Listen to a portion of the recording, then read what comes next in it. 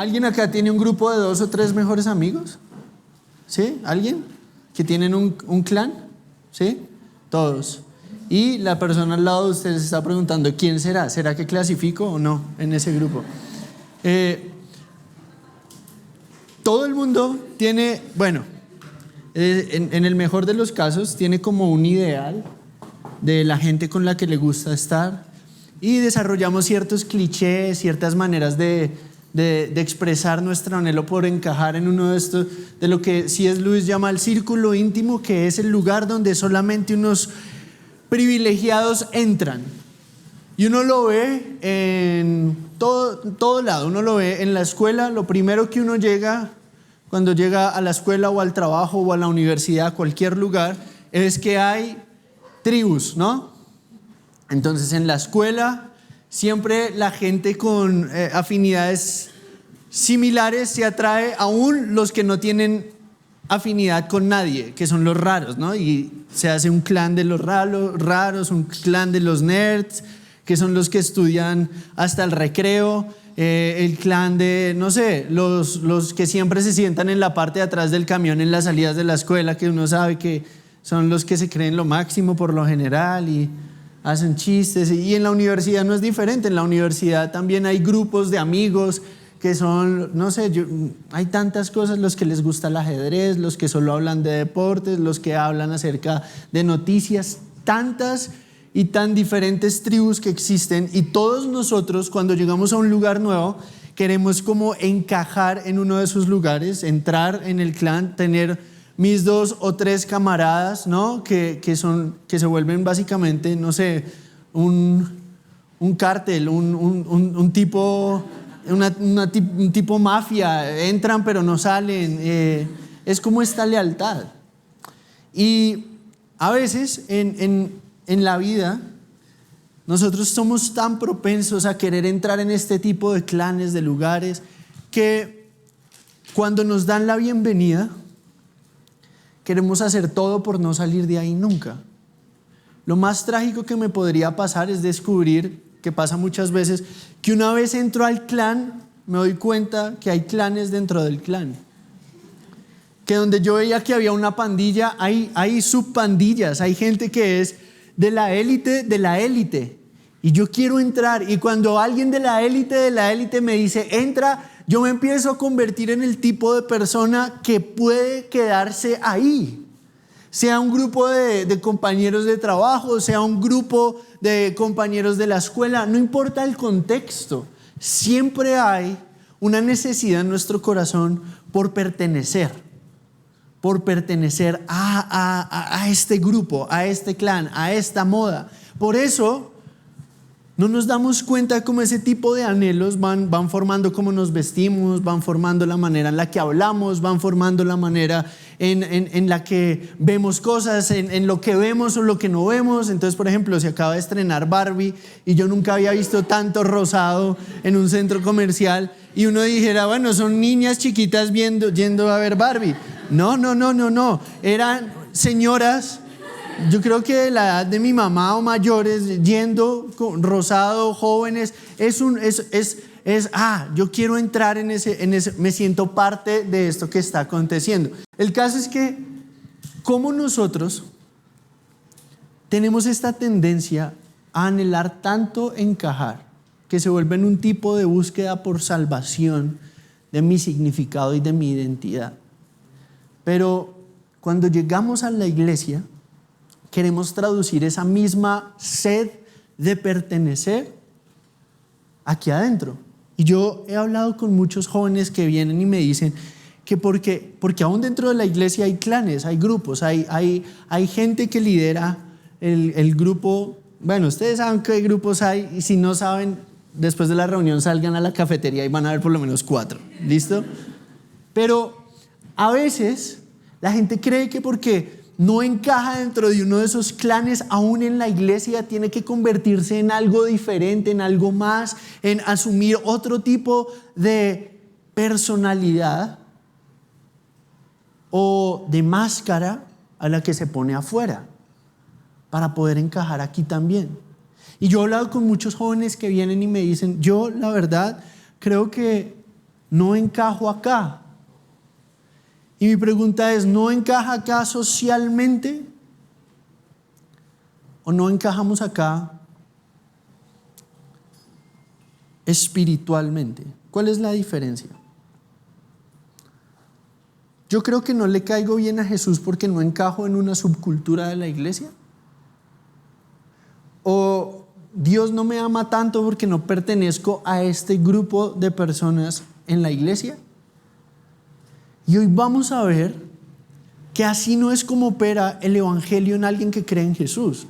No es como que yo tenga que pertenecer al grupo de los que tocan aquí en la alabanza, porque se puede convertir fácil en una búsqueda por pertenecer a algún lugar que me dé sentido de relevancia. Es cómo pertenezco al grupo. Entonces acá tenemos varias áreas de servicio, ¿cierto? Producción, ¿no? ¿Cuántos están en producción? Varios de ustedes. No se avergüencen de estar en producción. ¿Por qué? ¿Qué pasa? Acabo como 3, 4 que están en producción y es como...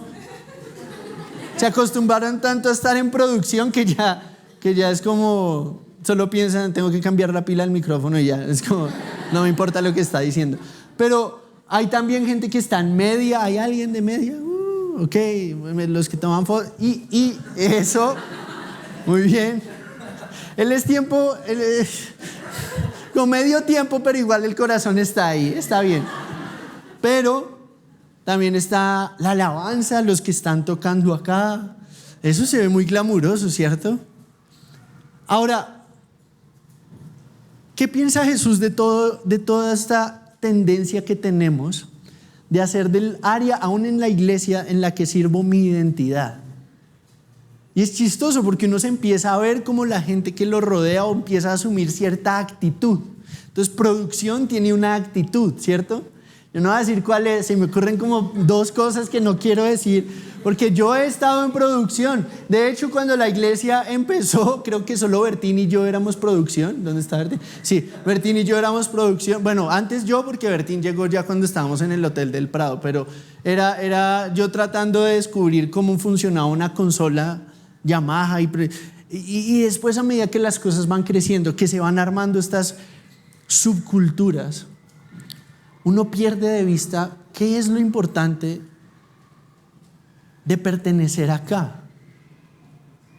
¿Cómo saben ustedes que aunque no encajen socialmente, es exactamente esa rareza la que hace una iglesia viva?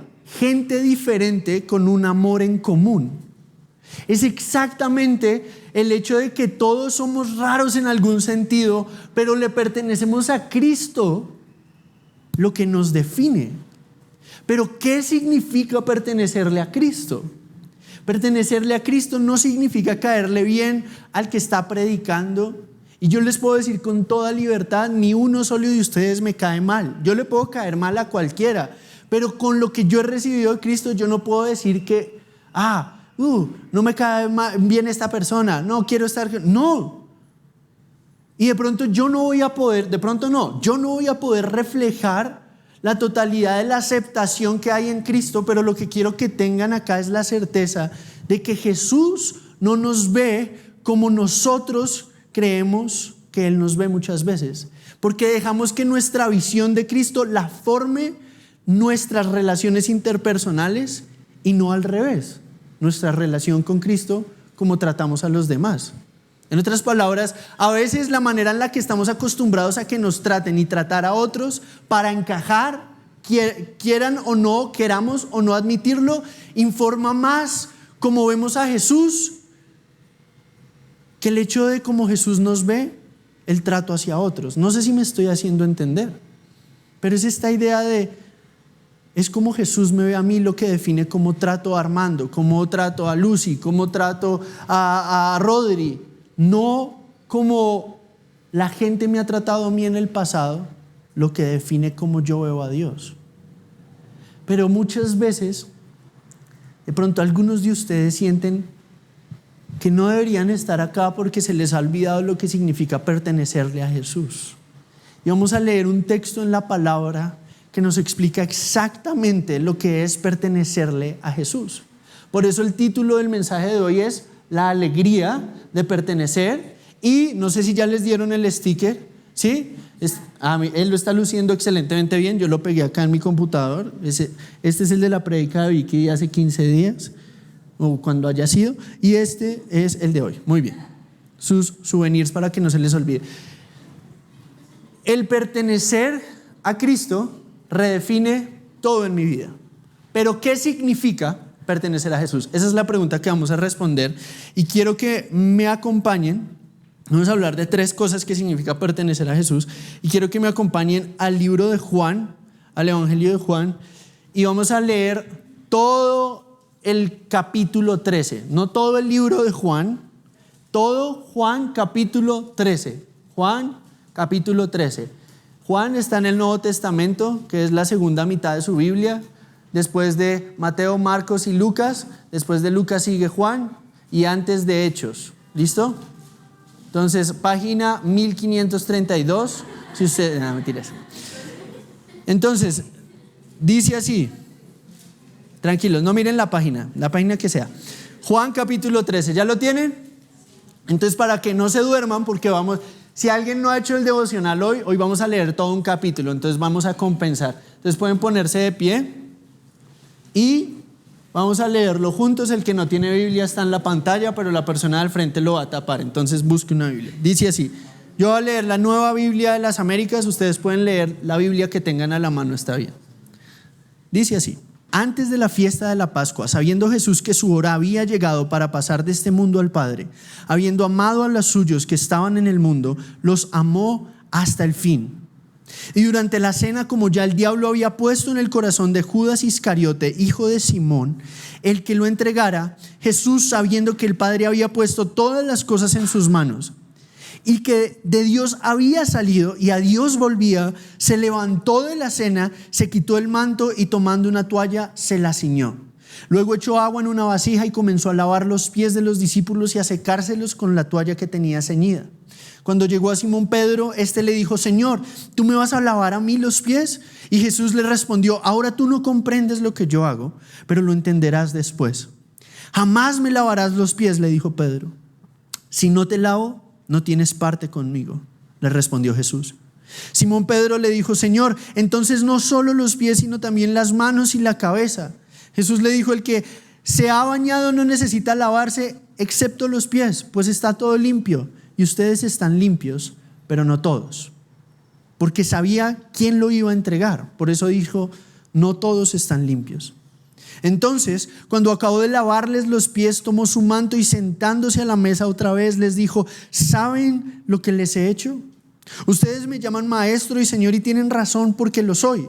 Pues si yo, el Señor y Maestro, les lavé los pies, ustedes también deben lavarse los pies los unos a los otros, porque les he dado ejemplo para que como yo les he hecho, también ustedes lo hagan. En verdad les digo que un siervo no es mayor que su Señor, ni un enviado es mayor que el que lo envió. Y si saben esto, serán felices si lo practican. No hablo de todos ustedes, yo conozco a los que he escogido. Pero para que se cumpla la escritura, el que come mi pan ha levantado contra mí su talón. Se lo digo desde ahora, antes de que pase, para que cuando suceda crean que yo soy. En verdad les digo, el que recibe al que yo envié, me recibe a mí. Y el que me recibe a mí, recibe a aquel que me envió.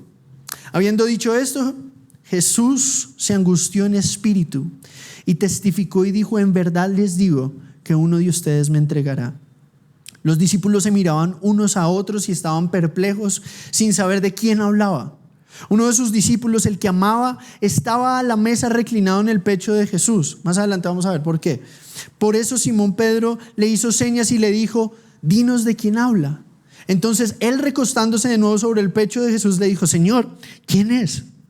Entonces Jesús respondió: es aquel a quien yo le dé el pedazo de pan que voy a mojar. Y después de mojar el pedazo de pan, lo tomó y se lo dio a Judas, hijo de Simón Iscariote. Y después de comer el pan, Satanás entró en él y entonces le dijo: lo que vas a hacer, hazlo pronto. Pero ninguno de los que estaban sentados a la mesa entendió por qué le dijo esto. Porque algunos pensaban que como Judas tenía la bolsa de dinero, Jesús le estaba diciendo: compra lo que necesitamos para la fiesta, o que diera algo a los pobres. Y Judas, después de recibir el bocado, salió inmediatamente y ya era de noche. Entonces cuando salió Jesús dijo: ahora es glorificado el Hijo del Hombre y Dios es glorificado en él. Si Dios es glorificado en él, Dios también lo glorificará en él mismo y lo glorificará ahora, enseguida. Hijitos, estaré con ustedes un poco más de tiempo. Me buscarán y como dije a los judíos, ahora también les digo a ustedes: a donde yo voy, ustedes no pueden ir. Un mandamiento nuevo les doy: que se amen los unos a los otros. Que como yo los he amado, así también se amen los unos a los otros. En esto conocerán todos que son mis discípulos, si se tienen amor los unos a los otros. Señor, ¿a dónde vas?, le preguntó Simón Pedro. Jesús respondió: a donde yo voy, tú no me puedes seguir ahora, pero me seguirás después. Pedro le dijo: ¿por qué no te puedo seguir ahora mismo? Yo daré mi vida por ti. Jesús le respondió: ¿tu vida darás por mí? En verdad te digo que no cantará el gallo sin que antes me hayas negado 3 veces. Amén. Pueden tomar su lugar.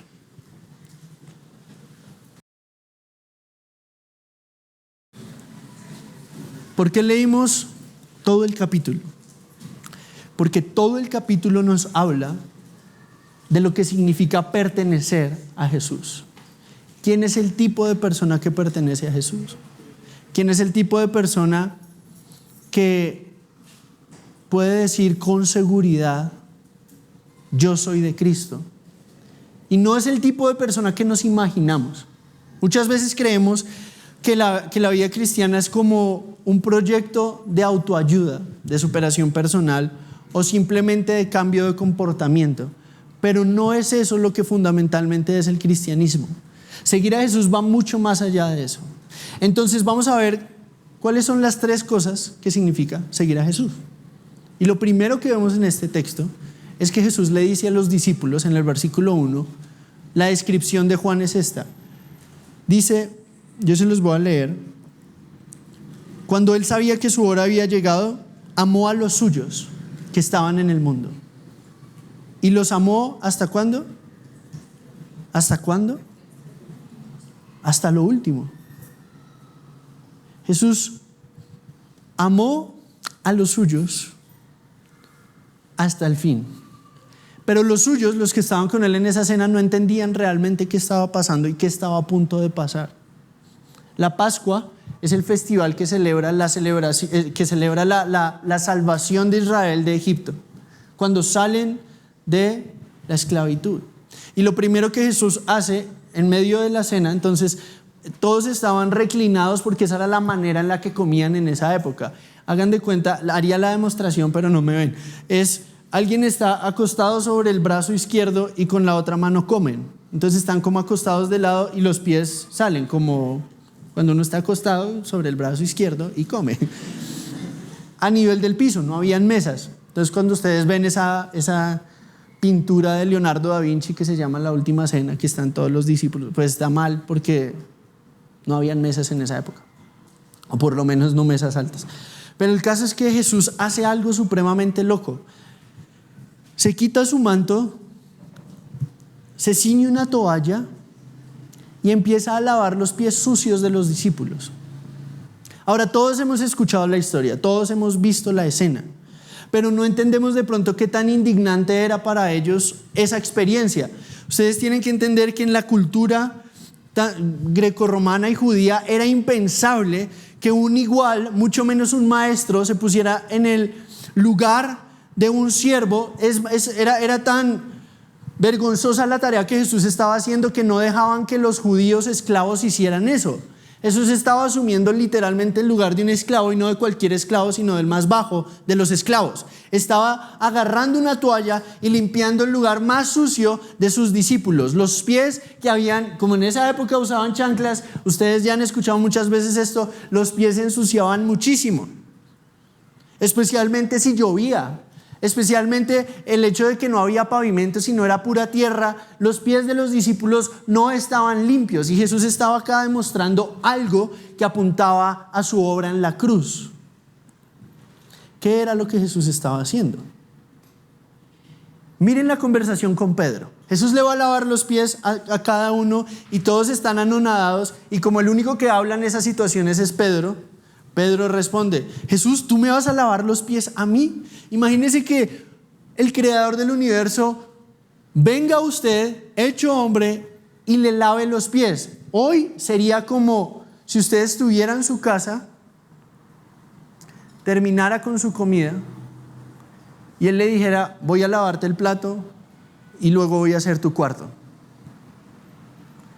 Haga de cuenta que, para ponerlo en perspectiva, entra por esta puerta el presidente y le dice: es que, no, mentira, no. Y le dice: voy a tu casa, pero no quiero que me atiendas. Quiero lavar tus platos y hacer la cama que dejaste sin tender, como todos los días haces.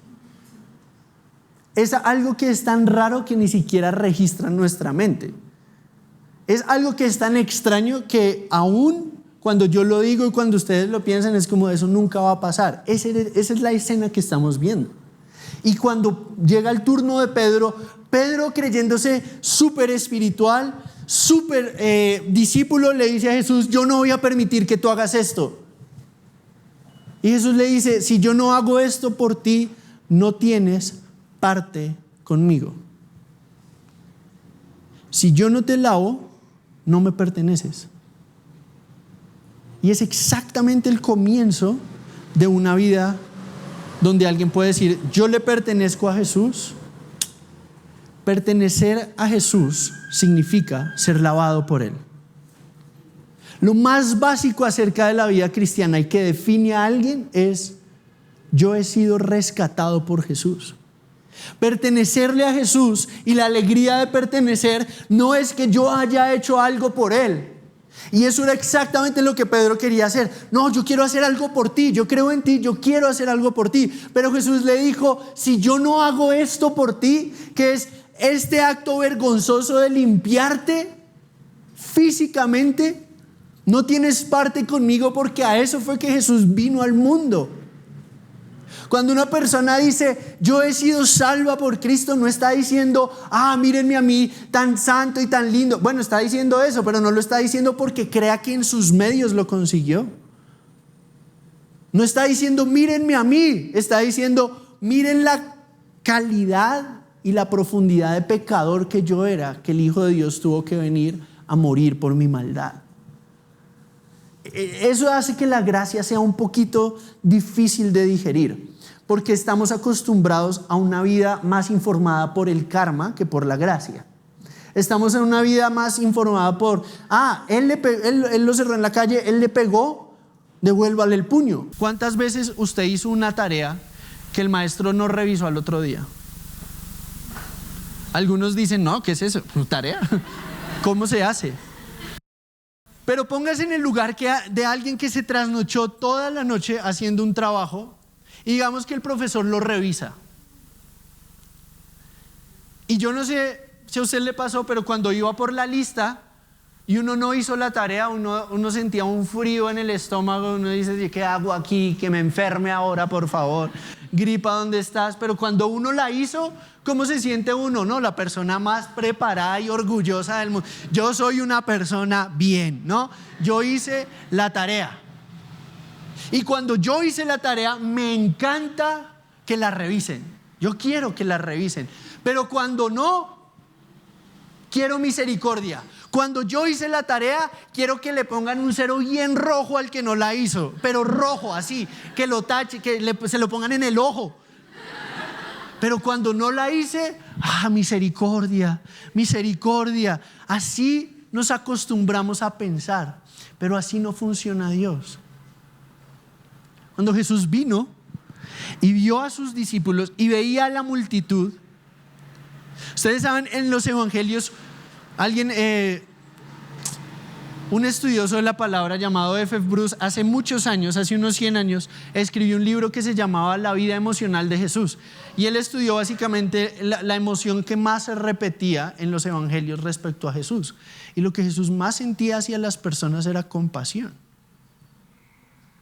La compasión es esta actitud visceral que le importa tanto lo que le está pasando a la otra persona que es como si lo viviera en carne propia. Esa era la actitud de Jesús hacia sus discípulos.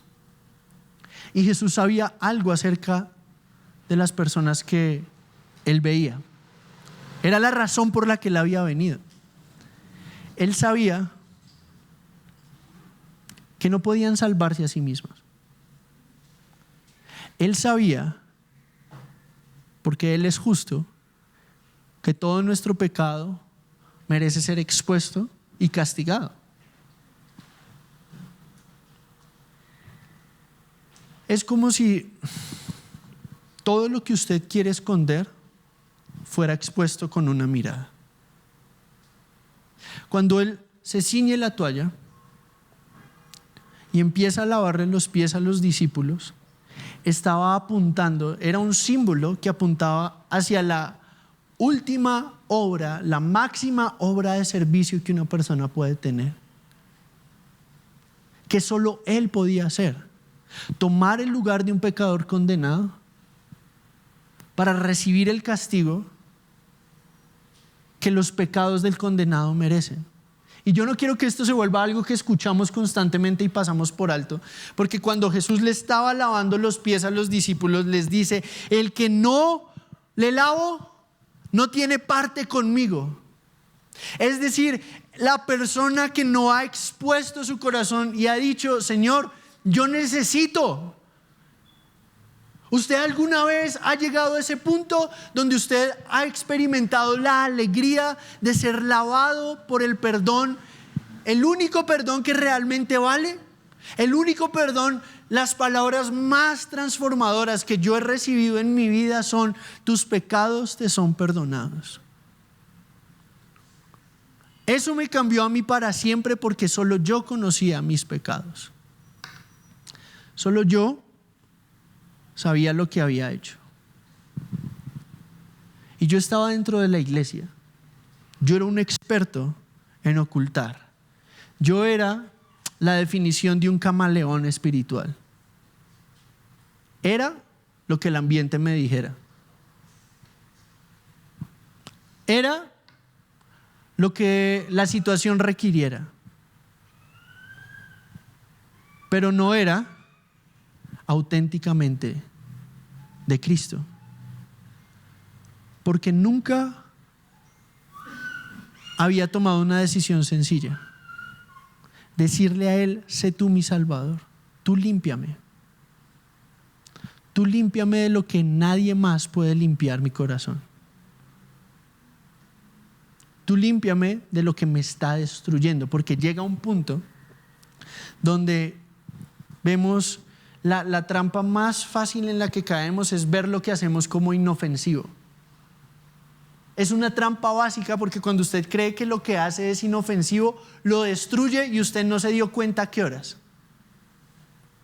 Y eso es cierto con cualquier tipo de maldad que nos acostumbramos a cultivar en el corazón, porque todo funciona así. Todo tipo de vicio funciona así, ya sea una adicción a la droga, una adicción a la pornografía, una adicción al chisme, una adicción a la aprobación de las personas. Sé que está mal lo que hago por ser aprobado, y al principio me siento como una basura, terrible. Eso se llama: mi conciencia está tierna. Pero después, ¿qué pasa? Cuando una persona lo practica y lo practica y lo practica, empieza a desarrollar callo.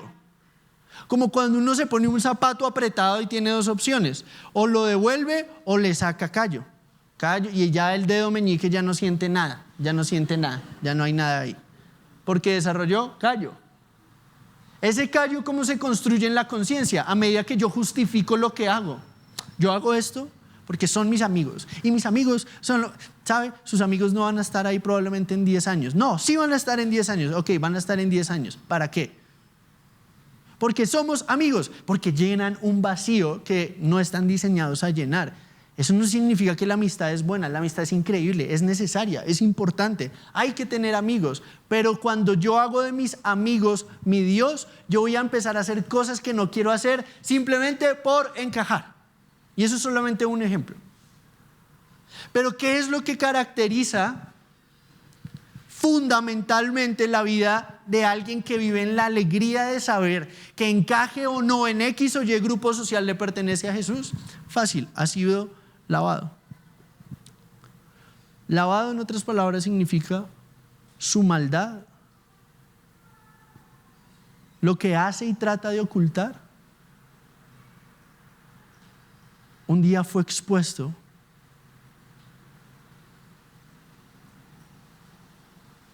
para ser perdonado.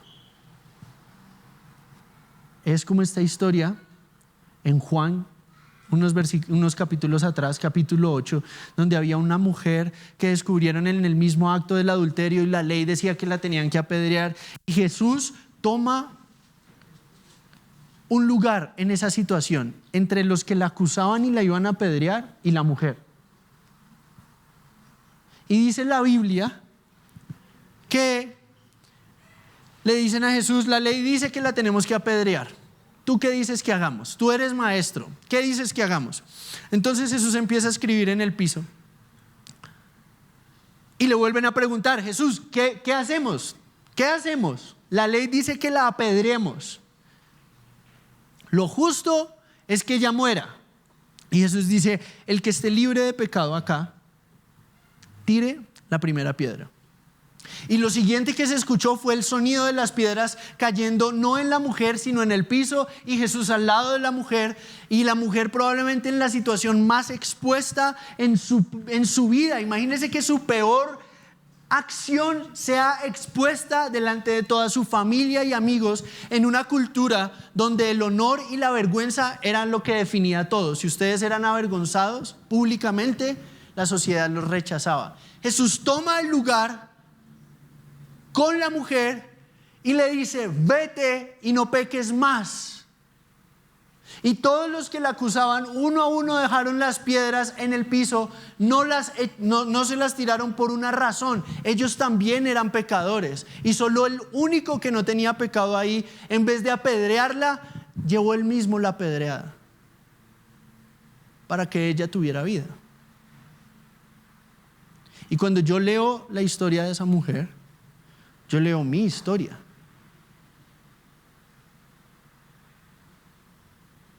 Yo tendría que haber sido condenado por la crítica pública y divina de parte de Dios y de los hombres. Yo sé lo que he hecho.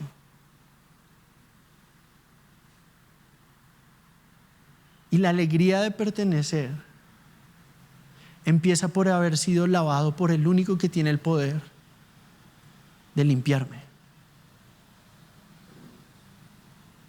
Y es como si hoy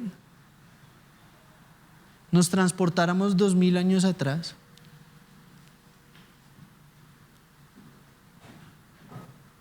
y Jesús está lavando los pies y llega a su vida y sus pies están sucios. Y usted puede tener el orgullo y el nervio de decir: yo no necesito, yo me voy a poner mis chanclas.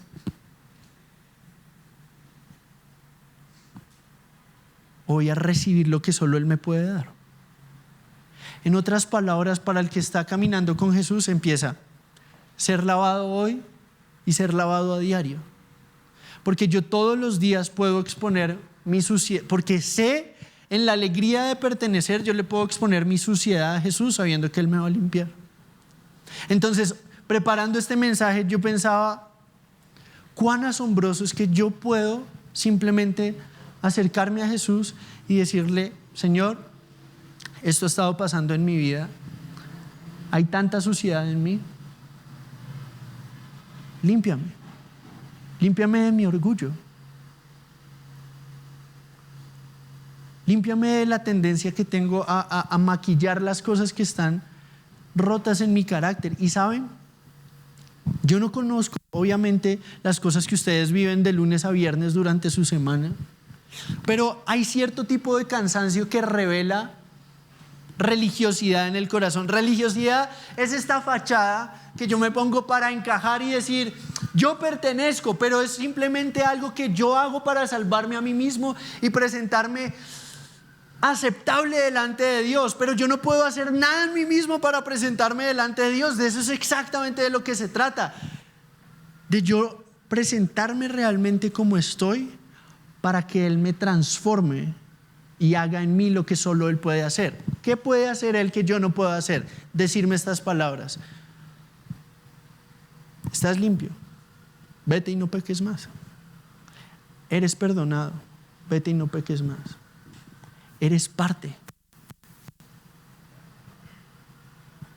porque eres de los que han sido limpiados por Él. Eres parte, no porque le caigas bien al de la alabanza, no porque le caigas bien al que predica o al que toca la guitarra. No, eres parte porque eres de Él al haber sido limpiado por Él. Tener parte con Jesús es lo que Él logró, es mío. Y nadie me lo puede quitar. Y esa es mi identidad. Mi identidad es saber que no me tengo que andar tratando de salvar a mí mismo, encajando. Y lo voy a poner en términos más concretos. La porquería que todos nosotros hacemos y en la que todos nosotros vivimos, no la podemos limpiar con taparla. Eso simplemente es como tratar de esconder un cadáver. ¿Qué va a pasar? El olor me va a evidenciar. Una vida que trata de salvarse a sí misma, que trata de esconder su propia porquería, perdón la expresión, pero es algo que se acerca a lo que la Biblia llama nuestra condición. Mi vida se empieza a ver como eso que he adorado, como eso que he cultivado, empieza como a oler a eso. En todo el sentido de la palabra, mis actitudes empiezan a oler a eso. La manera en la que pienso y vivo y hablo es como si me estuviera muriendo en vida. Y por eso a veces uno ve personas y uno mismo se empieza a convertir más en un zombie que en un ser humano que vive en la plenitud de ser aceptado por Jesús. Y aún dentro de la iglesia hay muchos que viven como si no fueran parte de Cristo porque no encajan en un lugar específico del servicio, cuando ese no es el parámetro de la Biblia. El parámetro de la Biblia es el que encaja, es el que ha sido lavado. Y el que ha sido lavado es aquel que se presenta como alguien que necesita. Y eso genera una manera de vivir que la Biblia llama fe. La confianza de que yo me puedo acercar todos los días a Dios con mi necesidad al rojo vivo, sabiendo que Él va a estar escuchando mi oración. El papá de ese niño, por favor, cálmelo. Siempre quise hacer ese chiste porque es mi hijo. Y ya lo puedo hacer. Silencio, Timo, gracias. El caso es que es broma, ese se llama alivio cómico. ¿Saben? Ustedes y yo, todos los días, específicamente si usted ya ha puesto su confianza en Jesús, de pronto a veces nos presentamos con esta sospecha de: Dios no me va a escuchar con esta necesidad otra vez. Es la 19ª vez, es la 24ª vez, es la vez número 200 que vengo a Jesús con la misma cosa.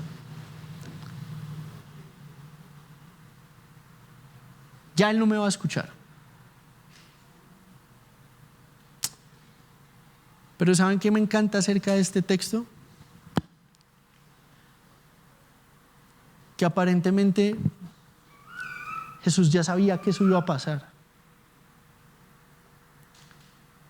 Porque cuando Pedro quiere sorprenderlo con un movimiento de superespiritualidad diciéndole: yo voy a poner mi vida por ti, Jesús sabía lo que iba a pasar. Jesús le dice: tú vas a poner tu vida por mí. Y muchas veces así nos queremos presentar delante de Dios para convencerlo. No, yo tengo esto con lo que estoy luchando, pero yo voy a dar mi vida por ti. Pedro, tú me vas a negar 3 veces antes de que el gallo cante mañana. Esta noche tú me vas a negar 3. ¿Tú vas a dar la vida por mí? No. En otras palabras, yo voy a dar mi vida por ti. A veces queremos orar como para convencer a Dios de que estamos dentro y decirle, yo te voy a dar mi vida. Pero la vida cristiana no empieza en yo te voy a dar la vida. Eso va después, pero primero es yo voy a dar. Jesús dio por ti su vida. Y el que me salvó por primera vez no se va a cansar de escucharme mañana. La clave hacia vencer el pecado está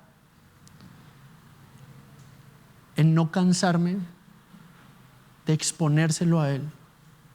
Porque entre más experimento la obra de Cristo en mí, más dulce se hace su presencia para mi vida y más pierde su atractivo el pecado que me dominaba. Porque eso fue lo que transformó realmente a Pedro. Que nos lleva a qué pasa cuando una persona empieza a pasar tiempo con Jesús. A medida que ve a Jesús como lo que Él realmente es, la fuente de vida que limpia mi vida. Entonces, la alegría de pertenecer, ¿en dónde empieza? Empieza o significa haber sido lavado por Él. Y experimentar el refrigerio de ser lavado por Él a diario. Porque todos los días nuestros pies se ensucian en cierta manera. Y a medida que Él me limpia a mí, yo me convierto en un instrumento para hacer lo mismo por alguien más. Pero ¿qué significa hacer lo mismo por alguien más? Porque más adelante en el texto, en el versículo del 5 al 10, Él dice, ahora tú no comprendes lo que yo hago, pero lo vas a entender después. Y después dice, ¿saben lo que les he hecho? En el versículo 12. Ustedes me llaman maestro y señor y tienen razón por lo que pues lo soy. Pues si yo, el señor y maestro, les lavé los pies, ¿qué tienen que hacer ustedes? Lavarse los pies los unos a los otros. Porque les he dado ejemplo para que como yo les he hecho, también ustedes lo hagan. ¿Qué quiere decir eso? Está evidente. Una persona que pasa tiempo con Jesús va a empezar a hacer cosas como las que Jesús hizo. Y no va a empezar a ver la gente como un artículo de consumo personal. Porque esta es la diferencia entre lo que nosotros tenemos que cultivar acá. ¿Qué es lo que hace la vida en Cristo realmente y auténticamente atractiva? Yo he sido limpiado por Él. Yo que he tenido luchas, ¿cómo no voy a amar a mi prójimo que está teniendo luchas como las que yo he tenido? Y mi Salvador lo puede salvar a él, la puede salvar a ella.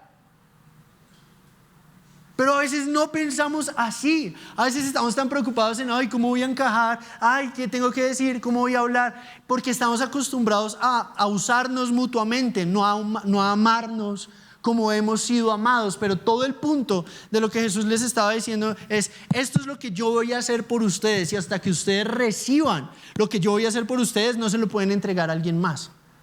Pero cuando ustedes reciben, cuando ustedes y yo recibimos lo que Jesús hizo por nosotros y lo vivimos a diario a través de la comunión con Él, donde exponemos nuestra vida y le decimos, Jesús, límpiame. Yo no voy a ver la flaqueza de otro y voy a decir, ajá, póngale 0, burro. No, voy a decir, yo sé lo que es luchar con eso.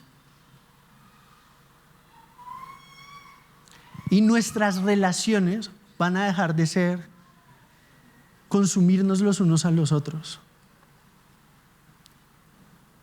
¿Cómo puedo usar a esta persona para llenar un vacío en mí? No, es ¿cómo puedo amar a esta persona como Jesús me ha amado a mí? Es decir, nosotros tenemos que crear una cultura en esta iglesia. Miren, yo soy una persona que le encanta reírse, que me encanta convivir, pero hay una intención detrás de todo lo que nosotros debemos hacer en nuestro trato mutuo. Y es Si yo veo a una persona en necesidad, hay dos maneras en las que uno practica amar como Dios lo ha amado a uno. Por lo menos dos, hay muchas, por lo menos dos. Una, y evidente en este texto, es el servicio. Si yo veo a alguien en necesidad, empecemos por este grupo de jóvenes. Si yo veo a alguien en necesidad, ustedes que ya han venido acá un tiempo, ustedes que han confesado a Jesús como su Salvador, ¿cómo han sido un instrumento de servicio al prójimo? Porque lo que Jesús les estaba diciendo es: hagan esto los unos por los otros. A un grupo de personas que solo decían: ¿quién va a ser el mayor, Jesús? ¿Quién es tu favorito? ¿Quién es el mejor estudiante acá? Y Jesús les respondía: el que se haga el siervo de todos. No el más famoso. El que ve la necesidad de alguien más y dice: si Dios me dio los elementos para ayudar a esta persona, ¿por qué no lo hago? No sé, yo anhelo con que nosotros juntos experimentemos la plenitud de lo que significa estar en Jesús, al hacer lo que Pablo nos dijo que hacía una mente renovada en Romanos capítulo 12. No está todo el tiempo pensando en sí mismo. ¿Por qué? Porque como Jesús sabía de quién era y de dónde venía, y eso le dio la seguridad en quién era, le dio la habilidad de servir como nadie en la historia de la humanidad. El saber que yo soy sostenido por Jesús me libera para ver a alguien más y no ver un producto, sino ver un hermano, una hermana, y decir: ¿cómo yo puedo reflejar el amor que me limpió a mí, a esta persona que tiene esta o aquella necesidad? Si yo veo que alguien está llorando acá en la iglesia y está sola, ¿yo cómo no voy a ir a hablarle a esa persona? Si yo veo que alguien viene acá y está solo y no encaja, yo me acuerdo cuando yo no encajaba porque mi pecado me separaba de Dios, pero porque Él me lavó yo encajo. ¿Cómo no voy a darle la bienvenida a esta persona? Porque no hace los chistes que yo hago, porque no ve las cosas que yo veo. Eso no es importante y eso no va a reflejar a Cristo. Lo que refleja a Cristo es hacer lo que Él hizo por nosotros: acoger a las personas como nosotros anhelamos ser acogidos y fuimos acogidos. Nadie puede dar lo que no ha recibido. Y muchos quieren servirle a Jesús, pero el único que puede servirle a Jesús es el que ha sido servido por Jesús. Y servirle a Jesús es reflejar a Jesús. Porque Jesús no vino para ser servido, sino para servir y poner su vida por muchos, por ustedes.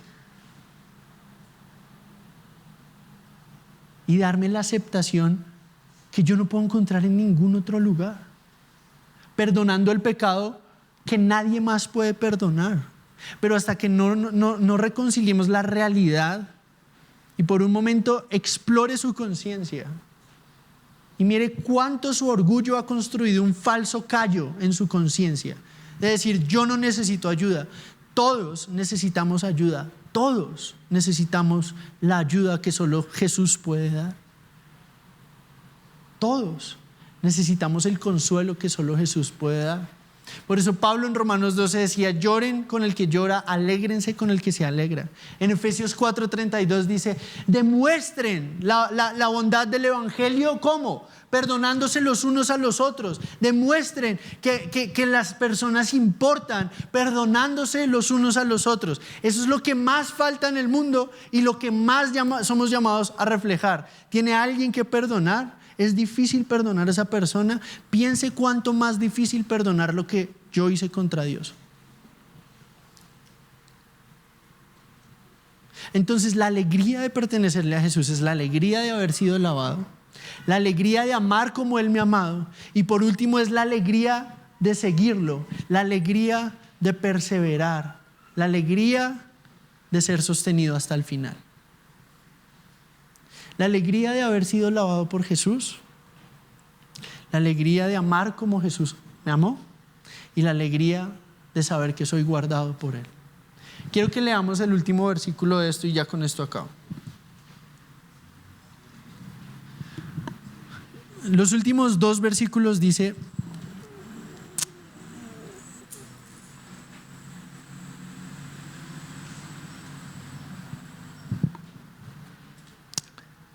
Señor, ¿a dónde vas?, le preguntó Simón Pedro. Y Jesús le respondió: a donde yo voy, tú no me puedes seguir ahora, pero me seguirás después. Es decir, Pedro solo podía seguir a Jesús una vez hubiera recibido lo que Jesús iba a hacer por él. Pedro le dijo: Señor, ¿por qué no te puedo seguir ahora mismo? Yo daré mi vida por ti. Jesús le respondió: tu vida darás por mí. En verdad te digo que no cantará el gallo sin que antes me hayas negado 3 veces. No me puedes seguir ahora, pero me seguirás después. No cantará el gallo sin que antes me hayas negado 3 veces. Y si uno adelanta la historia, viene una niña y le dice a Pedro: ¿no eras tú el que andaba con Jesús? No, una. Pedro sale a una fogata y otra señora le pregunta, miren la valentía de Pedro, una señora anciana: oye, ¿tú estabas con Jesús? No. Y después otra vez, alguien de la multitud, una persona X, un señor, yo qué sé: seguro tú no estabas con Jesús. Y empieza a maldecir a Jesús y a maldecir el cielo y la tierra, que no. Y en ese momento, la mirada de Pedro y la mirada de Jesús se cruzan. Y dice que en el corazón de Pedro entró una amargura tan profunda.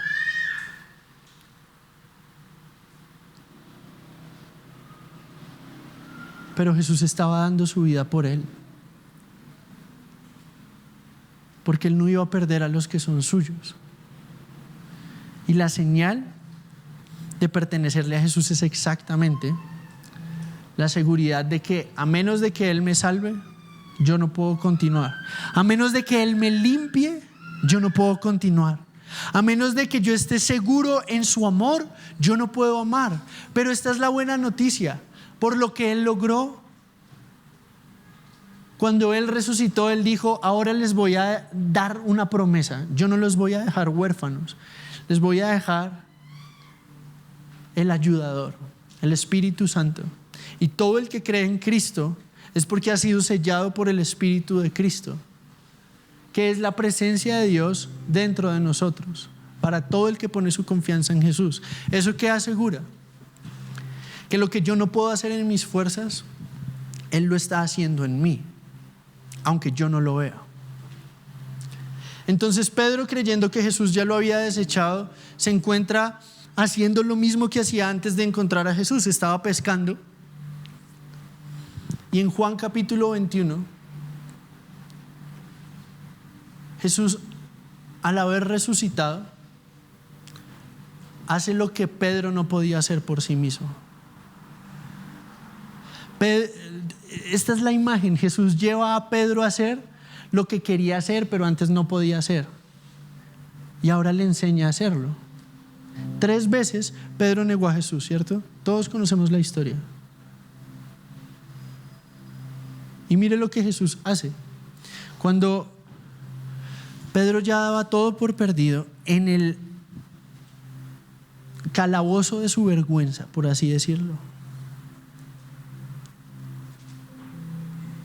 cuando los alimentó, porque primero les hizo de desayunar, Jesús le sirvió a la mesa y después llevó a Pedro aparte y le dijo: Simón, hijo de Juan o de Jonás, ¿me amas más que todos? Y Pedro le dijo: sí, Señor, tú sabes que te quiero. Le contestó Pedro a Jesús, y Jesús le dijo: apacienta mis corderos. Ustedes saben la historia. Volvió a decirle por segunda vez: Simón, hijo de Juan, ¿me amas? Sí, Señor, tú sabes que te quiero. Le contestó Pedro. Jesús le dijo: pastorea mis ovejas. Y le dijo por tercera vez: Simón, hijo de Juan, ¿me amas? Pedro se entristeció por la tercera vez, porque la tercera vez le dijo: ¿me quieres? Y le respondió: Señor, tú sabes todo, tú sabes que te amo, apacienta mis ovejas. En verdad te digo que cuando eras más joven te vestías y andabas por donde querías, pero cuando seas viejo extenderás las manos y otro te vestirá y te llevará donde no quieras. Esto le dijo dándole a entender la clase de muerte con la que Pedro glorificaría a Dios. Y habiendo dicho esto, le dijo: sígueme. Y esas son las palabras de un Salvador que hizo por Pedro lo que Pedro no podía hacer por sí mismo. Y luego le dijo una invitación: sígueme. ¿Cuál es la alegría de pertenecerle a Jesús? Que no son los que tienen un talento especial y extraordinario, los que Jesús ama.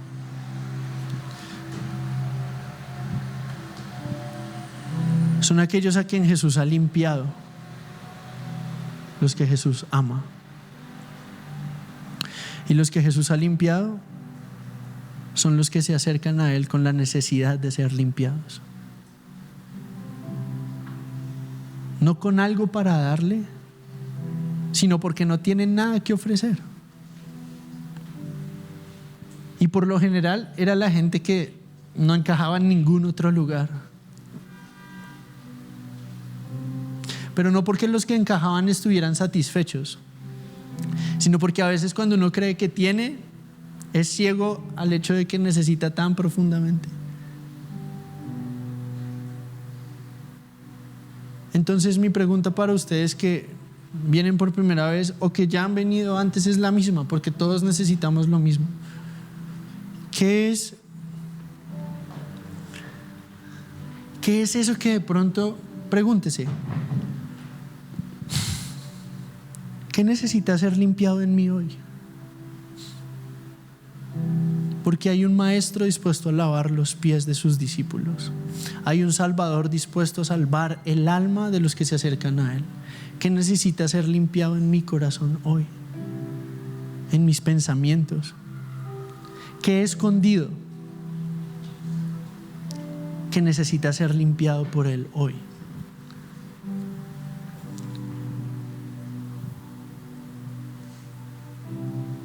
De pronto la otra pregunta es, si yo quiero experimentar la alegría de amar como Jesús amó, ¿a qué resentimiento me aferro que me impide amar como Él amó? ¿A quién no he podido perdonar? Y la alegría de perdonar es poder decir, ¿de dónde viene la fuerza para perdonar? De poder decir, yo hoy le hice algo a Dios que es mucho más grave de lo que alguien me pueda hacer a mí, porque Él es Dios. Y en vez de matarme, llevó mi culpa. ¿Cómo no voy a perdonar?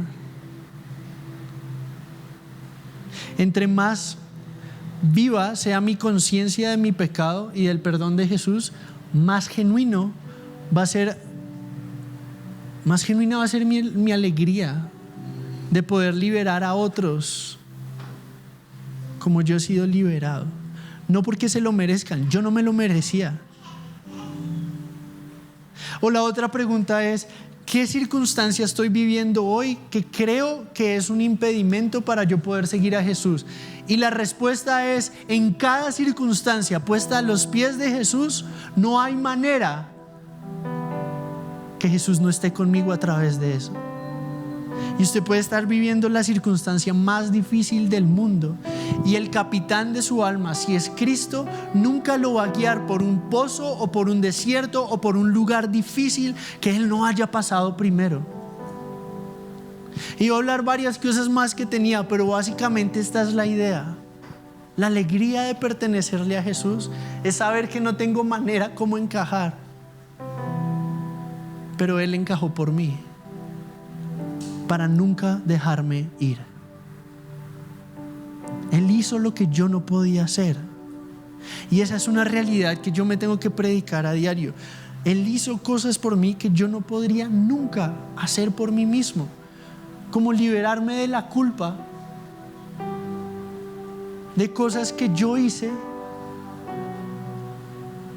que al confesar, libertad. Así que yo lo voy a invitar que ahí donde usted está se ponga de pie.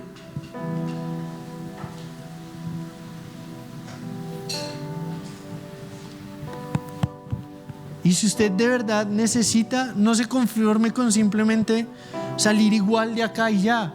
Y a medida que cantamos, no cantamos. Mi intención cuando venimos a alabar es predicar la verdad.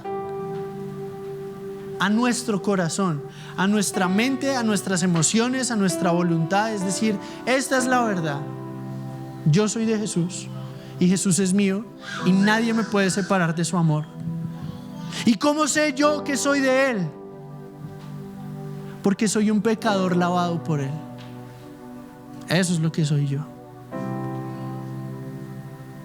No es porque tenga palabras bonitas, sino porque no tenía que decir. Pero la cruz habló por mí. Y la cruz habla hoy por mí. ¿De qué necesita ser limpiado? Que por un momento pueda quitar toda distracción, cerrar sus ojos y pensar en esas preguntas.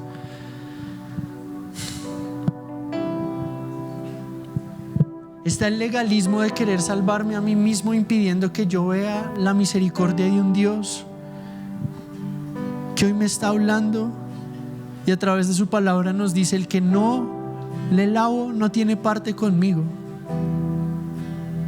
Y Señor, yo necesito que tú me laves. Y yo no sé cuál es la necesidad específica con la que usted viene hoy, pero Él la conoce toda.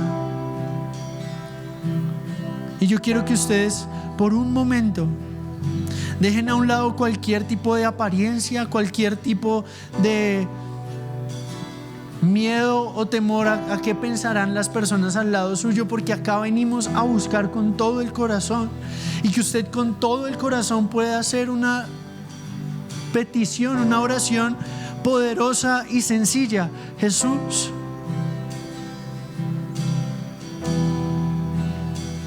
por favor, límpiame,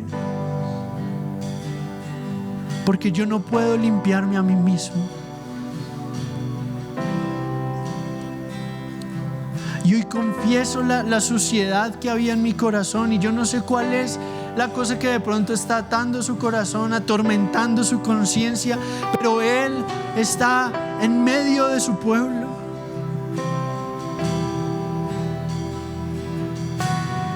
Y de pronto, por olvidar su amor hacia mi corazón, yo he perdido de vista la cosa más asombrosa: yo soy de Él, yo soy tuyo, Señor.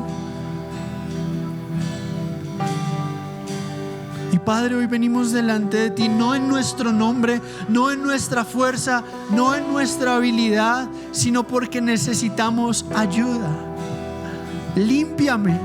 Y que en su corazón haya un clamor genuino, porque sus pies, porque su vida, porque su mente, porque su corazón sea genuinamente lavado por lo que Cristo logró en la cruz. Y yo hoy oro, Padre, que tu Espíritu Santo, a medida que redarguye los corazones, aplique a través de la fe la obra de Cristo a cada corazón que hoy dice: Jesús, yo te necesito. Jesús, yo te necesito. Jesús, yo te anhelo. Jesús, yo no quiero salir de este lugar igual. Jesús, yo no vine a aparentar, yo quiero conocerte genuinamente. Y de pronto esa necesidad de ser limpiado se ha reflejado en un resentimiento profundo que usted ha tenido contra alguien, pero hoy, a medida que experimentamos tu perdón, Señor, que podamos ser libres para desatar toda carga y opresión de resentimiento en el corazón, toda amargura que ha atado a tantos corazones en ofensas contra personas que les han hecho mucho daño. Que hoy podamos poner el peso de esa herida en aquel que llevó todas nuestras heridas. Y yo oro que hoy tú empieces a orar en medio nuestro, Señor. Que en medio de nuestras dificultades no contristemos tu corazón pensando que tú nos has olvidado, porque tú no nos has olvidado. Porque no tenemos un sumo sacerdote que no pueda entender, compadecerse de nuestras debilidades, sino uno que sufrió y que fue tentado en todo, pero sin pecado. Y tú eres nuestro buen pastor. Y hoy corremos a tus brazos porque necesitamos ser limpiados por ti. De pronto hay cosas que alguno acá no ha podido confesar. Que este sea el momento de correr a la cruz, de humillarse delante de Jesús y decirle: Jesús, aquí está mi corazón, aquí está la suciedad de mi vida, límpiame, límpiame, Señor.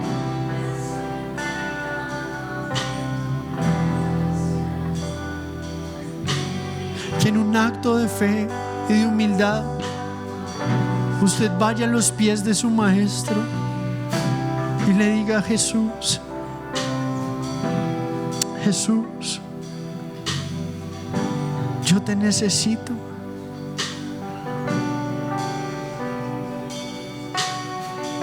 Yo no quiero estar más alejado. Y mientras adoramos, que usted pueda hacer su propia oración, sabiendo que Jesús siempre está cercano al corazón contrito y humillado. Padre, que tu presencia inunde este lugar y que toda apariencia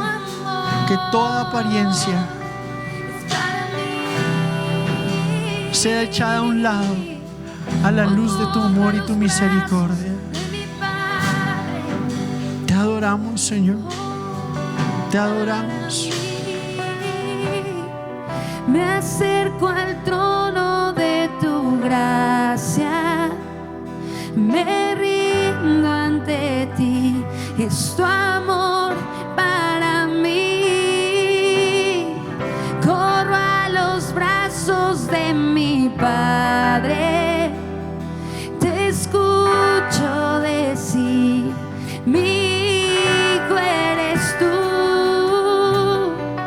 Me acerco al trono de tu gracia, me rindo ante ti, tu amor no tiene fin.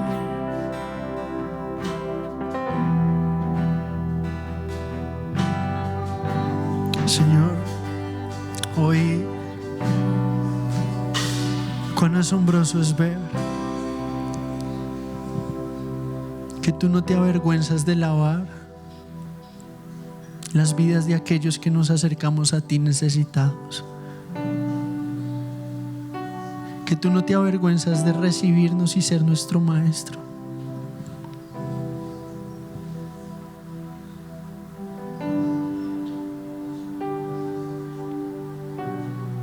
Que tú llevaste todo y llevaste la vergüenza y menospreciaste la cruz y el oprobio, la vergüenza de la cruz, por el gozo de presentar a un pueblo limpio al Padre,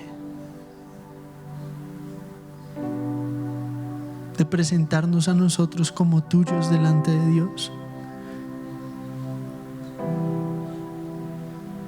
Por eso hoy, Padre, nos acercamos en el nombre de Jesús a recibir la limpieza que solo viene de aquel que con su sangre lavó toda nuestra vida. Límpianos del orgullo, límpianos de tanta idolatría, límpianos de tanta vanidad, límpianos de tanta amargura y resentimiento. En la alegría de ser abrazados por ti, y que bajo la sombra de las alas de tu amor hoy podamos descansar en Cristo Jesús. Amén y amén.